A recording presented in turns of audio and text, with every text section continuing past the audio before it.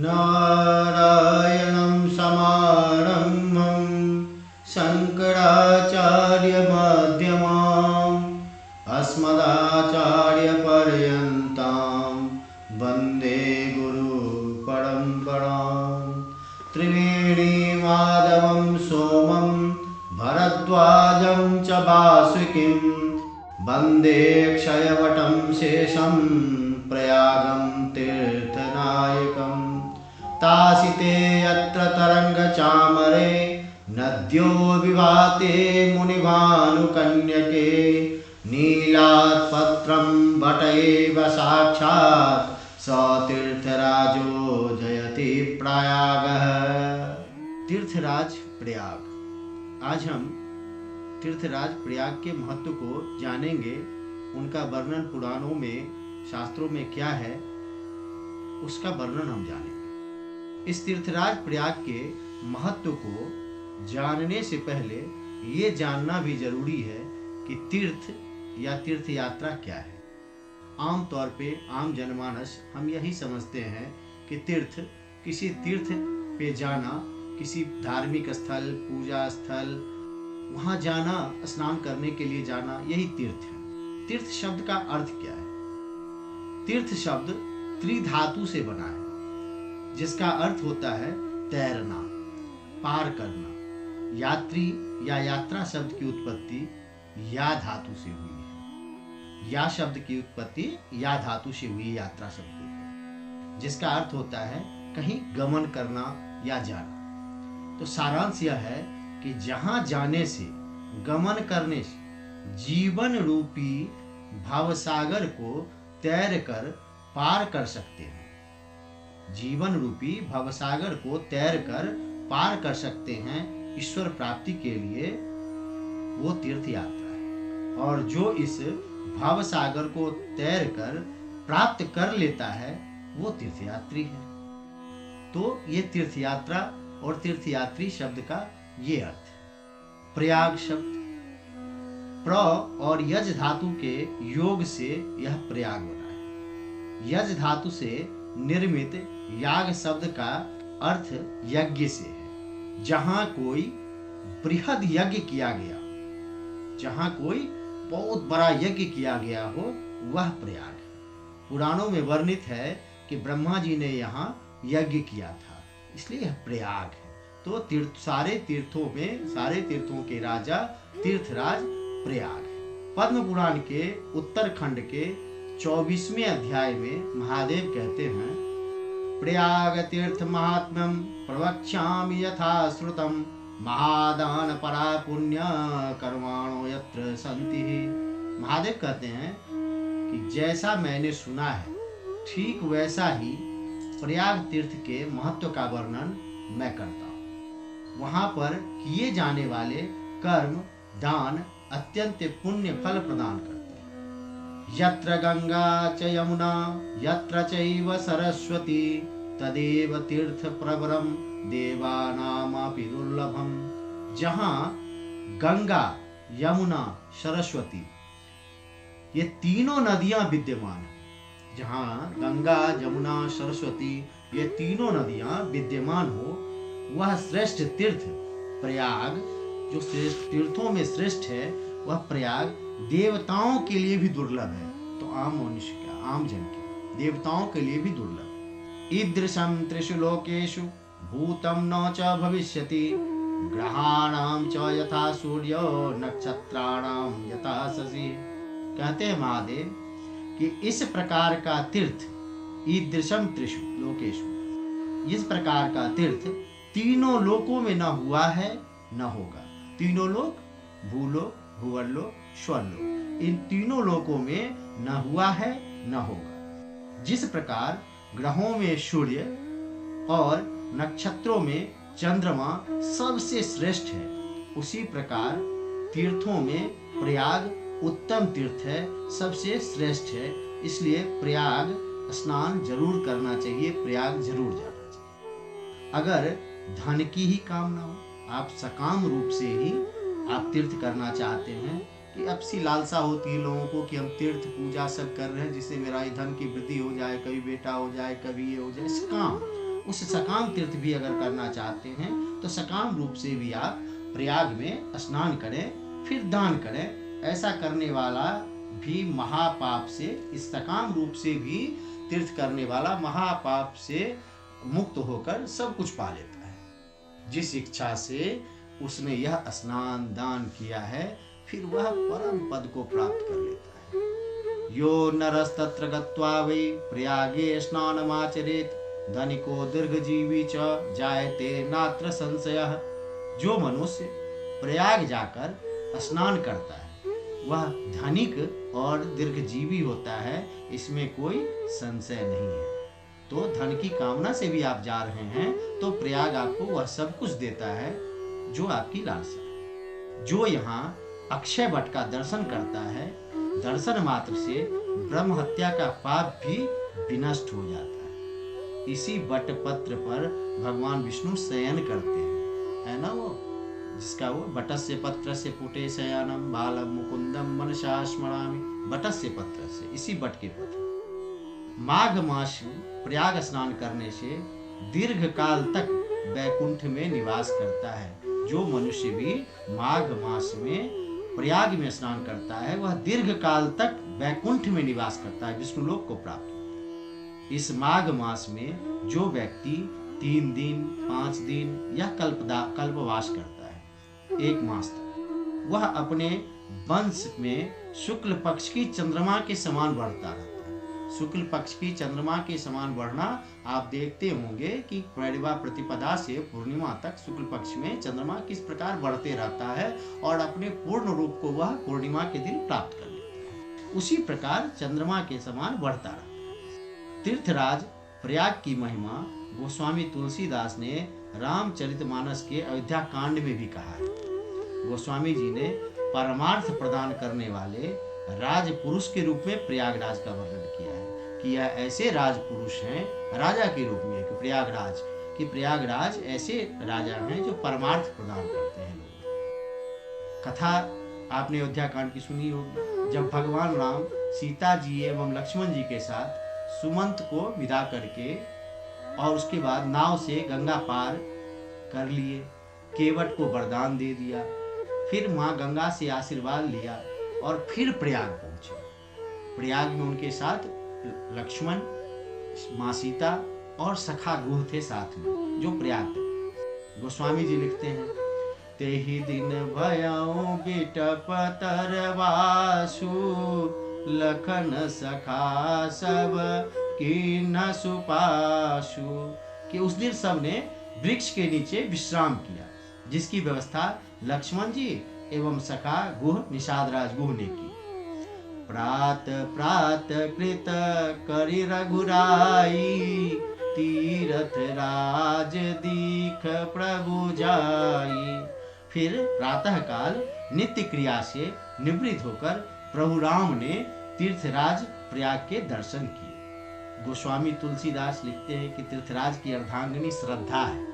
तीर्थराज की अर्धांगिनी श्रद्धा है। जिस प्रकार कोई भी धर्म कार्य आप अपनी अर्धांगिनी के बिना पूर्ण नहीं करते, पूर्ण फल प्राप्त करने के लिए अर्धांगिनी का साथ होना जरूरी है, ठीक उसी प्रकार तीर्थराज की अर्धांगिनी श्रद्धा है। उसके बिना किसी भी तीर्थ का फल नहीं मिलता। आप में अगर श्रद्धा नहीं है, जिस जगह आप जा रहे हैं, जिस तीर्थ जा रहे हैं, अगर वहाँ आपको श्रद्धा नहीं है वहाँ जाने की, तो आपको कोई भी फल नहीं मिलता है। चाहे वह कोई भी तीर्थ हो, आपको श्रद्धा के साथ, तीर्थ की अर्धांगिनी श्रद्धा के साथ जाना चाहिए। यह प्रयाग कितना संपन्न है, इसका वर्णन भी गोस्वामी जी करते हैं। कितना यह जो है संपदा से कितना संपन्न है। चारि पदार्थ भरा भंडारू पुण्य प्रदेश देशयति चारु। कि इस पुण्य प्रदेश में 4 पदार्थ। अब 4 पदार्थ से क्या मतलब? 4 पदार्थ कौन सा? तो 4 पदार्थ से यहाँ मतलब है पुरुषार्थ से। पुरुषार्थ चतुष्टय, पुरुषार्थ जो वह है वह 4 पदार्थ है, उसी को। चारों पदार्थ मनुष्य के जीवन का लक्ष्य निर्धारित करने में सहायक होते हैं। यह चारों पदार्थ कौन से? धर्म, अर्थ, काम, मोक्ष, ये पुरुषार्थ चतुष्टय। ये 4 पुरुषार्थ। आध्यात्म थोड़ा विषय से मैं अलग हो रहा हूँ, इस पे ही और धर्म अर्थ काम मोक्ष पे प्रयागराज के तीर्थ से अलग जरूरी है जानना चाहिए कि कौन से ये 4 पुरुषार्थ हैं जो वहाँ पे चारों मिलते हैं। उस भंडार है वहाँ प्रयाग में, जो बाबा तुलसीदास कहते हैं। आध्यात्मिक चिंतन में इन चारों पुरुषार्थ का विशेष महत्व है। गीता में भगवान कृष्ण ने कहा, यस्यातु धर्म कामार्थान धृत्या धारयते अर्जुन प्रसंगेन फलाकांक्षी धृते सा पार्थ राजसी। इसकी व्याख्या शंकराचार्य ने, आदि गुरु शंकराचार्य ने जी की। यया तु धर्म कामार्थान धर्मश्च कामश्च अर्थश्च धर्म कामार्थो तान धर्म कामार्थान धृत्या यया धार्यते मनसि नित्यमेव कर्तव्य रूपान अवधार्यति ये अर्जुन प्रसंगेन यस्य यस्य धर्मादेः धारण प्रसंगः तेन तेन प्रसंगेन फलाकांक्षी च भवति यह पुरुष तस्य धृतीया सा पार्थ राजसी। कहते हैं इसका साफ अर्थ तो है कि हे अर्जुन, फल की इच्छा वाला मनुष्य जिस धृति के द्वारा, जिसको धारण करने के द्वारा, धर्म धैर्य के द्वारा धृति, धर्म काम अर्थ को अत्यंत आसक्ति पूर्वक, बहुत ही आसक्त होकर धारण करता है, वह धृति जो है ना, वह धैर्य जो है, वह कर्म जो है, वह राजसी है, वह राजसी रूप में करता है। शंकराचार्य भी यही कहते हैं कि हे अर्जुन, जो मनुष्य धर्म को कर्तव्य स्वरूप धारण करता है धार्मिक इच्छा से, जिसने धर्म काम अर्थ, काम मतलब अभिलाषा, जिससे सिद्ध होते हैं, जिस अवसर से वह, जिस समय से वह इसे धर्म को धारण करता है, उसी अवसर से वह फलाकांक्षी बन जाता है और फल की आकांक्षा करने लगता है। जब फल की आकांक्षा करता है वो राजसी है, वह राजसी है, मतलब सुख भोग करने के। आचार्य चाणक्य ने भी इस पे कहा है कि धर्मार्थ काम मोक्षाणाम यस्यैकोपि न विद्यते अजागलस्तनस्यैव तस्य जन्म निरर्थकम। जिस मनुष्य के पास धर्म अर्थ काम मोक्ष इनमें से एक भी नहीं हो चारों में से, उसका जन्म बकरी के गले में लटकते हुए स्तन के समान निरर्थक होता है, जो किसी काम का नहीं।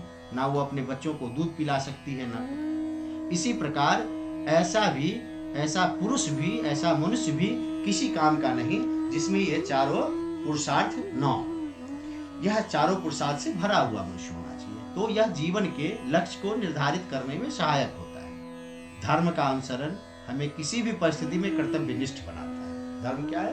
तो उसका अनुसरण करना हमें किसी भी परिस्थिति में, सुख हो दुख हो कुछ भी हो, उसमें हमें कर्तव्यनिष्ठ बनाता है कि हम कैसे हमें करना चाहिए क्या। अर्थ की संपन्नता हमें पारिवारिक स्थिरता, सामाजिक स्वीकार्यता प्रदान करती है, वह अर्थ है।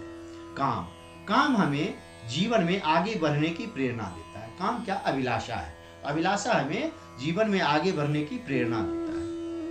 और जब ये तीनों धर्म अर्थ काम तीनों की सिद्धि हो जाती है, इसके पश्चात मोक्ष के द्वार खुल जाते हैं। वेदांत में तो यहाँ तक कहा गया है कि मोक्ष क्या है? मोक्ष मृत्यु पश्चात नहीं, जीवन जीते हुए जीवन से मुक्त हो जाना ही मोक्ष कहलाता है। खैर, फिर इस पे फिर कभी चर्चा होगी। तो तीनों धर्म अर्थ काम की सिद्धि होने से मोक्ष का द्वार खुल जाता है। इस तीर्थराज की महिमा जितनी कही जाए उतना कम। वो स्वामी तुलसीदास ने कहा, को कही सकई प्रयाग प्रवाहु कलुष कुंज कुंजर मृगराऊ अस तीरथ पति देखी सुहावा सुख सागर रघुवर सुख पावा। भला इसकी महिमा कौन कह सकता है? यदि पाप रूपी मदमस्त हाथियों का समूह, जो पाप रूपी है हमारा मदमस्त हाथी, पाप से परिपूर्ण यह हाथी की समान, मदमस्त हाथी के समान समूह सब कुछ नष्ट करने पर तुला हो, यदि पाप रूपी मदमस्त हाथियों का झुंड सब कुछ नष्ट करने पे तुला हो, तो सिंह रूपी तीर्थराज प्रयाग उस हाथी को कौन अपने काबू में ला सकता है? तो सिंह। तो सिंह रूपी तीर्थराज प्रयाग उन हाथियों का वध कर सकता है। इतनी शक्ति तीर्थराज प्रयाग। ऐसे तीर्थराज का दर्शन कर एवं प्रभु श्री राम ने भी सुख पाया है। अतः प्रयागराज तीर्थ अवश्य जाए। अभी समय नहीं हुआ है, फुर्सत होगी तो जाएंगे, उम्र के अंतिम पड़ाव पे जाएंगे, अभी क्या बीता जा रहा है, ऐसा जो सोचते हैं उन्हें बिल्कुल नहीं ऐसा करना चाहिए। क्योंकि हमारे पद्म पुराण में भी कहा गया है के सांच जन्म कोटि प्रजति सुवचसा याम यामीति अस्मिन के सांचित प्रोषिताणाम नियत मतिपते वर्षविंदम वरिष्ठम या प्राप्तो भाग्य लक्ष्येर भवति भवति नो वा सवाचाम वाच्यो दिष्ट्या बेनि विशिष्टो भवति दृगतिथे किम प्रयाग प्रयाग, कि मैं प्रयाग जाऊंगा, मैं जाऊंगा। इन्हीं बातों में कितने लोगों के कितने जन्म व्यतीत हो जाते हैं, लेकिन नहीं जा पाते। कुछ लोग घर से चल देते हैं, रास्ते में ही फंस के अनेक वर्ष समाप्त हो जाते हैं। रास्ते में फंसना अर्थात कुछ न कुछ पाप वृत्ति मन में आना, कुछ अपनी लालसा होना, किसी चीज में मोह माया में फंस जाना, तो वर्षों बीत जाते हैं जाने बाद। लाखों बार भाग्य की सहायता होने पे भी कभी कभी यह प्राप्त होता है, कभी नहीं होता। वह त्रिवेणी संगम तीर्थराज प्रयाग वाणी से परे है। क्या ऐसा मेरा भाग्य है कि वह मेरे नेत्रों के अतिथि बने? कहते हैं पुराण में कि ये नेत्रों के अतिथि बने, मतलब क्या मेरे नेत्र उन्हें देख पाएंगे? क्या मैं तीर्थ जा पाऊंगा प्रयाग? किसी भी अवस्था में, किसी भी परिस्थिति में हो, प्रयागराज प्रयाग तीर्थ अवश्य जाना चाहिए। सेवहि सुकृति साधु सुचि पावहि सब मन काम, बंदी वेद पुराण गण कहीं विमल गुण ग्राम। अर्थात पुण्यात्मा साधु प्रयागराज की महिमा गाते हैं। जो पुण्यात्मा होते हैं, साधु होते हैं, प्रयागराज की महिमा गाते हैं और वेद पुराण सब मिलकर उसके निर्मल गुणों का बखान करते हैं। ऐसा प्रयागराज तीर्थ। एनांसि हन्तीति प्रसिद्धि वार्ता नाम प्रतापेन दिशो द्रवन्ति यस्य त्रिलोकी प्रतता यशोभि स तीर्थराजो जयति प्रयागः।